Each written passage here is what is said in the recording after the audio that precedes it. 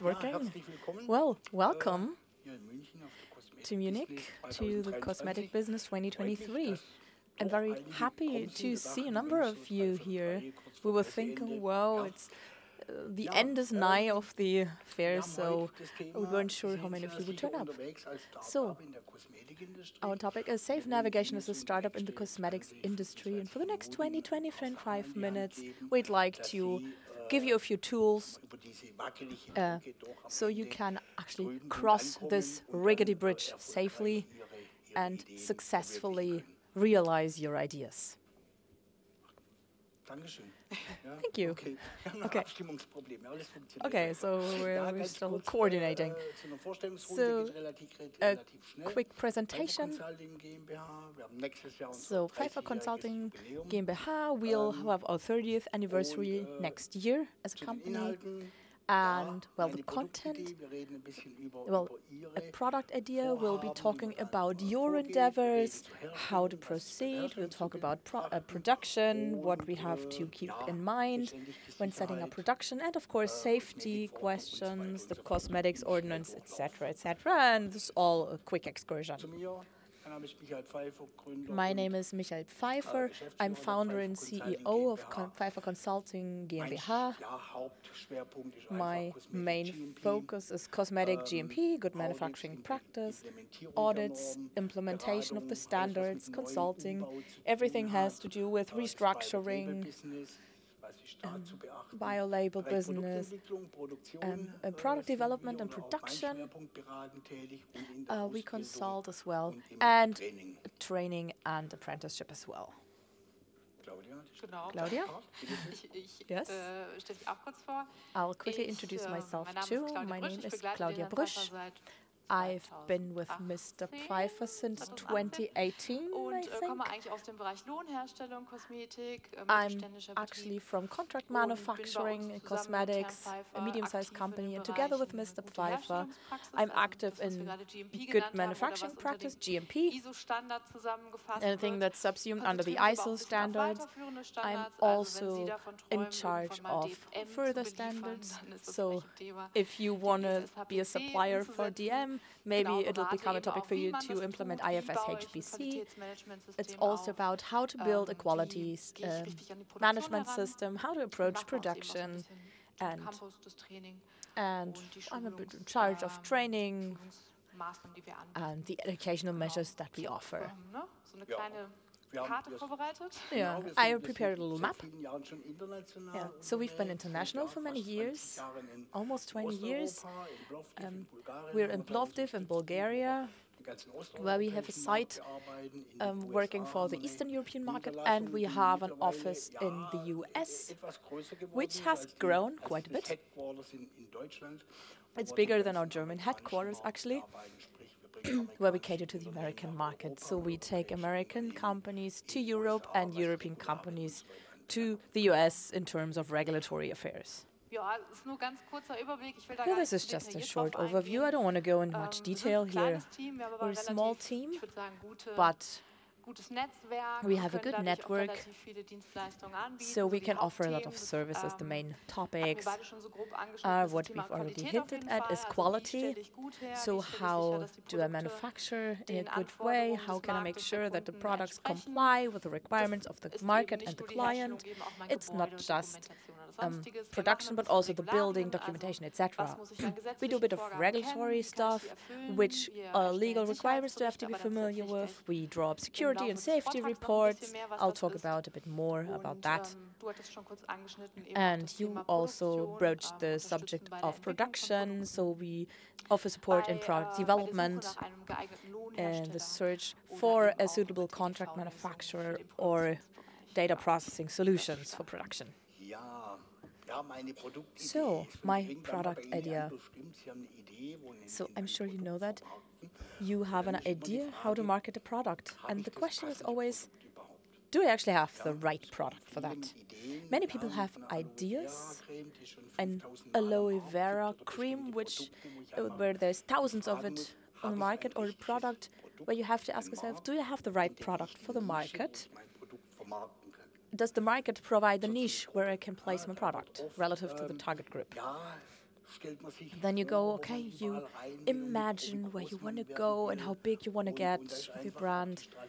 And so you need a strategy.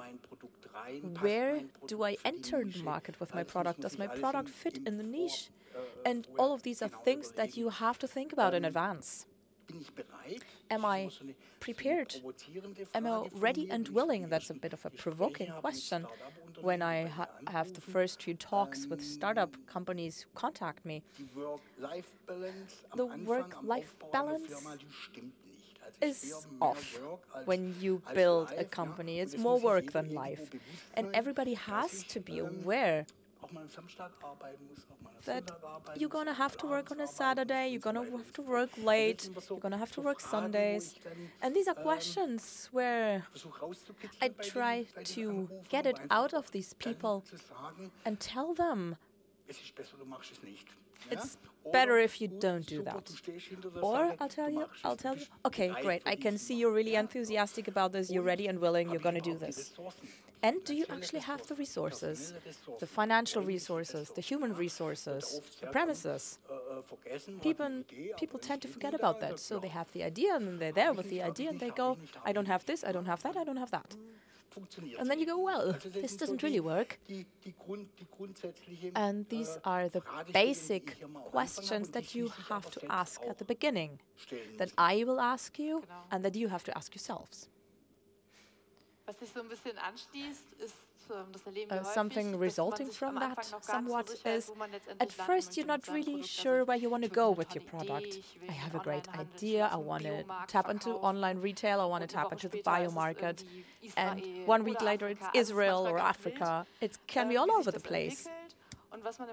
So what you should bear in mind, and what we see time and time again, is that every target country has other requirements regarding cosmetics. There's differences in the very definition of a cosmetic product and what you're allowed to put in there. So something may be allowed in Germany or in Europe, but not very common in Asia, or something may be very common in Europe, but not allowed in the US. So it can happen that my product that I came up with here suddenly runs into an obstacle. So it makes sense to think about the options you have in advance, where you want to take your product. And then you have to check the legal situation. What are the laws that apply to me? So you can't really Google everything. It's a bit difficult. So we always recommend to ask people in the industry. There's specialist associations that help you gather that information. There's consultants such as us who help you implement these legal requirements. Sometimes they're not even accessible to the public, the kind of information that you need. So I restricted myself to the German market for today's presentation, or the European market. So if you have any other questions, I'm sure we can quickly broach that subject. But for Germany, I would say there's a few rules of thumb that we could bear in mind. We have the ALF-GB, which is the German Food and Feed Code, which is the foundation. So the law on foodstuffs, consumer goods and animal feed, which generally says your product must be safe. If you launch a product that's not safe, that is actually an offense. It can be prosecuted and punished. Then we have the Cosmetics Ordinance, the German Cosmetics Ordinance, which zeroes in on cosmetics. So what's relevant there is your duty of notification as the manufacturer. So from the very moment where you say, I'm producing a cream, a tonic, a soap in my place at home, you are a manufacturer and you have to register with the competent authority. And that authority is in charge of you. So they will visit you at your home or your place of operations and have a look. Have a look at your products, whether they are conform. The Cosmetics Ordinance also contains requirements to the language. So in Germany, a cosmetics product must be labeled in German. in other European countries. Usually it's the language of the country. That is something to bear in mind if you want to sell products in more than one country. And the last one I listed is the pre-packaging ordinance. These are framework conditions I should be familiar with. You need to label the filling quantity, in what way, how to control that, and you have to make sure that this is the actual quantity filled and there's no less contained in the bottle or can or whatever. So, at a European level, our guiding star is the 1223/2009 regulation, the European Cosmetics Regulation, and I want to point out two things that may be important when you think about your product and how to advertise your product. So what is a cosmetic product? And the definition is through to the application and the purpose. So a cosmetics product can be placed in contact with the external parts of the human body, the teeth, and the mucous membranes of the oral cavity. So anything that you drink or swallow or inject in any other way is not a cosmetic product. It's food or a supplement. And the purpose is also restricted. So what is a cosmetic product allowed to do? Clean, perfume, change your appearance, protect you, keep you in good condition, and correct body odors. But it cannot have a medicinal effect or a curing effect. So an anti-inflammatory product is not a cosmetic product. It's not a cosmetic claim. There's other requirements regarding claims. So we said you should be familiar with the purpose. But you cannot use rightful legal proceedings to advertise. So in Germany or in Europe, it's forbidden to test cosmetics on animals. So you cannot use that in your claim because that goes without saying, literally, that you're not testing this on animals. And of course, you cannot claim anything that's not true, obviously, but it must also be verifiable. So when you say moisturizing reduces wrinkles within 2 months by so and so many %, these are claims that you must be able to substantiate with scientific evidence. Purity of motive, integrity is another thing. How do I handle the competition? How do I handle the depiction of ingredients? What you know is, for example, no preservatives. So we all think preservatives are bad when we read that. So it's actually an undesired claim on the products because our products are safe and tested. So within the framework of the European cosmetics regulation, any product needs a cosmetic product safety report. And it's mandatory to draw that report before you launch a product, before you make it available. And you can only create that report if you have the qualification. So you have perhaps a university degree or completed further education and training. Usually a service provider will do that for you. And they will collect the data on your raw materials, on your formulation, on the application and packaging of your product. And they will look, is the quality of the raw material suitable for the application? Is the concentration of the raw material suitable? And the application form. And then at the end they decide this product is safe or unsafe. If it's unsafe, you're not allowed to sell it, you have to change it. And if it's safe, you can safely launch it. So this is the framework that you have to bear in mind before you embark on your product. What are the things I have to bear in mind? And then let's talk about production.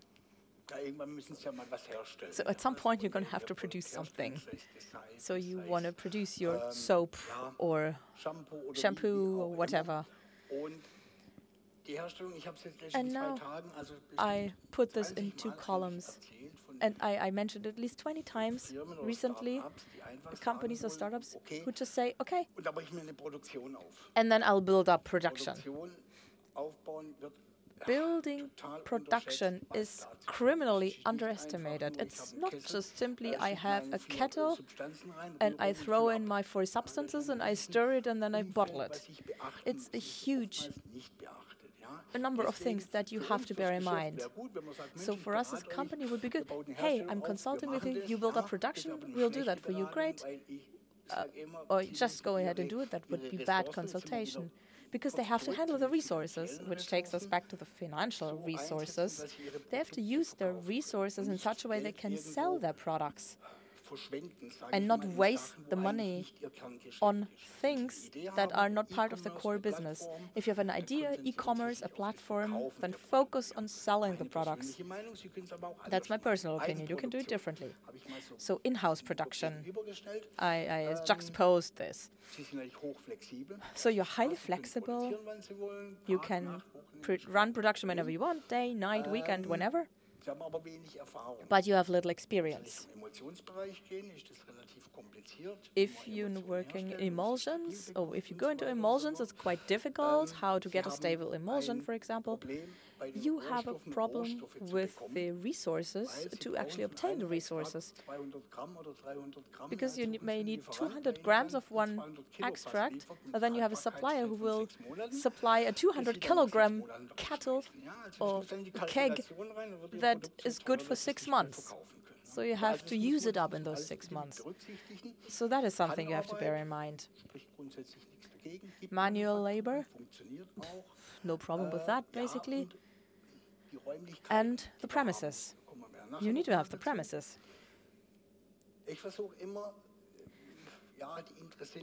I always try to make interested people find their own partner.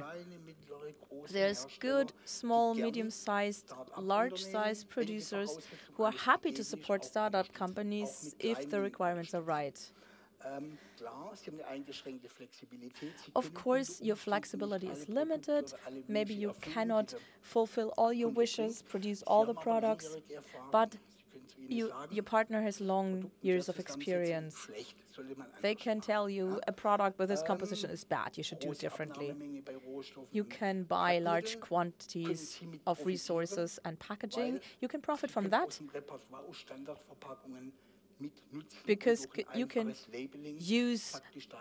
tap into a pool of standard packaging and then just create your own label and fix it. Automation, of course, results in different prices than if you do everything manually, and the premises are usually GMP conforming and meet all the relevant requirements. So this is Article 8 of the Cosmetics Ordinances. The manufacturer of cosmetic products shall comply with good manufacturing practice with a view to ensuring the objectives of Article 1. And Article 1, like the Food and Feed Code, talks about product safety and safety for the consumer. It's always at the top. Consumer protection. The consumer must be protected. Also during production, so there's no production errors. And this is published. This is the ISO 22716-2007 standard in the European Gazette. That was on the 21st of April 2011. And this standard is an indirect law. So it has been published. And we have Article 8 of the Cosmetics Regulation, and authority can refer to that standard and knock on your door and ask you, do you actually comply with ISO 22716? Okay, we don't want to present each and every single aspect of the norm, of the standard, but I think it's important to know what's contained in it. ISO standards are not freely accessible, you have to buy them, but if you just Google, the IKW has a GMP checklist, for example, And that can help you to get a bit of an idea what they're meaning. Because the IKW was friendly enough to take this stiff phrasing of the standard and translate it into simple yes or no questions. So you can go through that. Do I have that? Do I meet that requirement at that level? So you can understand yourself a bit better. I'll give you a quick summary. So there's 17 chapters in the standard. The first 2 can be disregarded a bit because that's framework conditions, and starting with chapter 3. And it goes through the entire production process. We start with human resources. When you start production, you're usually on your own, but sometimes there's more people. Then it's about how do I distribute responsibilities. Not everybody can do everything. So there's one who's wearing the product safety hat, and not everybody can do that. I also need to be suitably qualified, so if I'm on my own, maybe I should do some further training in cosmetics production. And if I get other people on board, I have to make sure that I provide them training and education. So the interesting topics for starting up companies for chapter 4 and 5. So chapter 4 is the premises, and chapter 5 equipment. So what exactly do the premises have to look like in order to comply with the standard? And I'm actually allowed to produce cosmetic products there. What criteria does the equipment have to meet? Can I use a wooden spoon? Can I use my KitchenAid? I don't know. A whisk, whatever I have at home. So this helps us understand this chapter. Then chapter 6, which is about raw materials and packaging materials, and they should be controlled. They must also comply with a certain quality standard when you buy them. You always need to inspect them and see whether it complies with what you've expected. Chapter 7 is about the production of your product.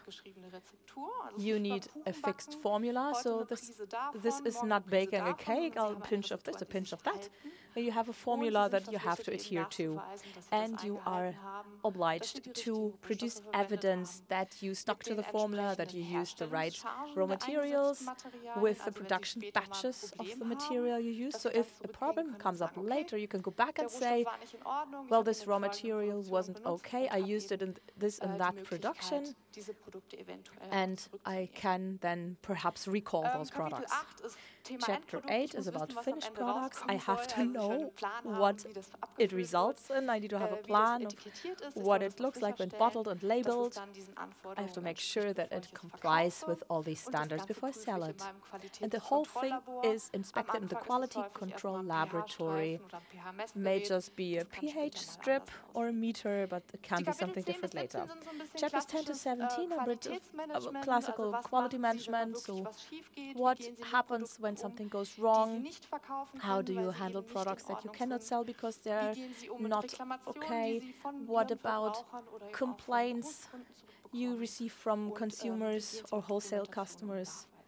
And documentation and evidence. I brought you a few pictures in order to illustrate that. So this is a listed building, a farm that one of our clients bought in order to produce cosmetics there. And you've thought it already, this room is not quite suitable. So rules of thumb is all surfaces should be smooth and free from cracks. So smooth floors and walls. You can have tiled floor, don't have to have that. You can have a PVC floor as well, but it's got to be resisted against whatever it is you're processing there. I don't know, detergents, bleach, alcohol, whatever you're using. You should make sure that all surfaces are easy to clean. This is a bit difficult in this case here. And if possible, you should separate areas where you work with open products and raw materials, and the area where you're not sterile, where you have your coffee, where you unwrap your mail, etc. Ventilation In the most easiest case, it means I make sure no insects can get into the building, so you need screens, insect screens. In a more sophisticated case, we're talking technical ventilation and lighting. So I don't have to work by candlelight, but I need sufficient lighting and ideally a kind of lighting that cannot break, that doesn't use any glass that may end up in the product. So this sounds like a bunch of requirements. I brought you an example. This is a contact that was formed at the trade fair 2 years ago. It's a startup, a hairdresser with their own salon in Cologne. And that hairdresser thought he'd like to produce his own line. So he dealt with product development a lot. Then he rented premises, and this is what they looked like at the very beginning. So you can see it's all a bit ramshackle, old factory plant, but it was really nicely done. You can see it used to be one hall at the top, on the top picture. Then they put it in a wall with French doors, a separate production area, a warehouse area, and behind the door there's production. Sanitary was installed, also separate, and then we have a wet area for cleaning the equipment, I don't know, the pots, pans, kettles, whatever we use. So this was done with small and moderate means, you know, a bit of color on the floor, on the walls. And this, and it's as easy as that to have a conforming environment. Okay, Michael, what can happen? Well, the negative images that you've seen, I've seen much, much worse. Really? But ultimately, I want to say it now, also in order to alleviate your fears. Basically, anything is possible. You don't have to think, oh my God, there's thousands of things I have to do and know and bear in mind. You can do anything, even with little money, with little investments. You can comply with the laws in a very targeted manner. So I don't want you to go home frustrated and say, whoa, no, anything is possible. Now, premises, it's easy to rent premises. You can do it in an urban space, a rural space, an industrial space. But what you have to bear in mind is the use of that premise, of those premises. So, for instance, a warehouse, which I may want to remodel into a production site. A warehouse space, if that warehouse space it does not have the corresponding approval for use, then you cannot use it for production. So, if you rent something, the first thing you have to ask yourself, what was this building built for? What is the permitted use of this building? If you don't do that, it can go well. If it doesn't go well, the authority knocks on your door and you're in big trouble. So, also there's fire protection issues. I think we'll get back to that a bit later. So is the infrastructure appropriate? Can I get the forklift out there, or is there a step? Transport of material products, yeah, right. So, workplaces, ordinance, how many toilets do I need? Do I need a shower? I don't like showers, they just take up space. Yeah, but the ordinance says if you have so and so many employees, you need these. Fire protection, of course. Is there a hazard level involved? Do you have flammable substances? So this is all stuff that you have to bear in mind, so you don't create a problem for yourself inadvertently. And if an accident happens, it may become a very big problem. One word about infrastructure, something that is forgotten. I need water and wastewater. It doesn't quite go without saying. So when I rent a warehouse, it doesn't necessarily have water connection and wastewater connections. So you have to think about the processes you really want to go through in that space, and is that even possible? Next chapter is about the duties that you have when you start start launching cosmetics. So the first thing we want to talk about is the person in charge, or the responsible person, and that is you. You're the one selling it. It's your name on the product with your address in the EU. So if you're not an EU resident, you need somebody who does that for you and whose address you can put on the product. And that name and address on the packaging are the point of contact for the authorities. So I already said you have to register with the authority as a manufacturer. And the European Union makes it mandatory for all member states to implement the cosmetics regulation. They do it in two ways. One way is they visit you at your place of operation and have a look around. The other way is that the authorities get samples from the shelf at the drugstore, at the market, in online retail, and they analyze these samples. At some point you'll get a letter that says we reviewed your sample and we found the following non-conformities. This label is wrong, there is a colorant in that it doesn't say on the label, and then the authority can require you to act. So of course we don't want to hope that anything happens, but you can Google.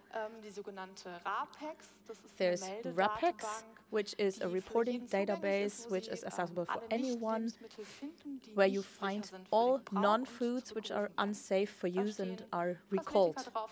There's cosmetics in the list, but also cars, children's clothing, toys. And it's very interesting to see what is wrong with the cosmetics in that list. So a lot of times we see chemicals being used that are no longer allowed or have never been allowed in the EU, particularly when you try to launch a product from abroad. What we see a lot is microbiology. The product contains germs, and this doesn't only affect manufacturers which are very small or abroad. It could be a product by Balea or L'Oreal. So just have a look and get an idea of what's happening. So as the responsible person, you have a duty to notify whenever a consumer reports a serious undesirable effect. So they had to go to the hospital due to anaphylactic shock. They couldn't see, couldn't breathe, something like that. And you are required to take product back and recall it when you come to the conclusion it's not safe for the consumer, and that these are your duties as the responsible person. So how does the EU know which product is yours? You are required to register each of your products in the Cosmetic Product Notification Portal, CPNP. That is where you register with the name of the responsible person. You create an account, which is free and very simple to do, and you enter your products there. You need to put in the formula or the framework formula and a photograph of your product, and you get a product number, which is a unique identifier for your product. The authorities can access the database, so when they get a sample, they check whether the product is actually registered. But doctors too have access to the database when they come see them, because they had problems after using the product. And that's basically it.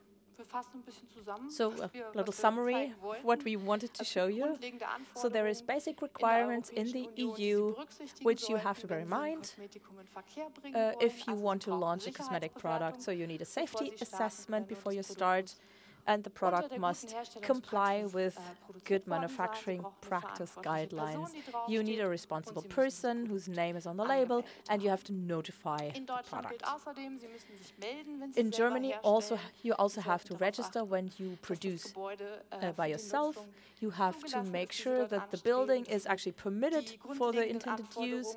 You comply with all the occupational safety, fire safety, etc. guidelines, and the packaging guideline. So you have enough of the product in your packaging unit. Last but not least, we want to point out, make a very clear definition of your product and your target market. Be familiar with the legal requirements, but also know about the niche that you want to tap into and your product placement before you start. And before you go somewhere you can't turn back from, we always recommend to get an expert on board, approach the industrial association, approach a service provider, get help so you're heading in the right direction and you don't end up in a cul-de-sac. And build your product like a house. Start with the foundation. The foundation must be strong and stable. All the work must be done. And then you can start. Don't save money in the wrong place, because that might come back to bite you. So bear everything in mind. And then nothing is in the way of your success. And we wish all of you success, of course. So you got the closing remarks. Of course, we'll be here for the rest of the day. You can talk to us. And you can also contact us at the contact details on the slide if you have any questions. It doesn't cost any money to ask. We're always happy to give you information. We wish you success with your idea. And we hope that we shed some light on the darkness. And the half hour is almost over. But I don't know, do we have some time for questions? Oh. Does anybody have a question? We get 3 minutes. If not, as I said, the email address is on the slide. And come see us at the booth if you have any questions. I'm sure we've been supporting startup companies for many, many years. We're always open for questions and discussions. Please make use of that. And if you're feeling uncertain, before you make a mistake, it's worth writing a quick email to that address here or to me. And then maybe we'll be able to give you some valuable advice that may save you some money for damage that's unnecessary. So we'll be at the booth. Thank you very much for your attention. Home safe. Thank you. Bye-bye.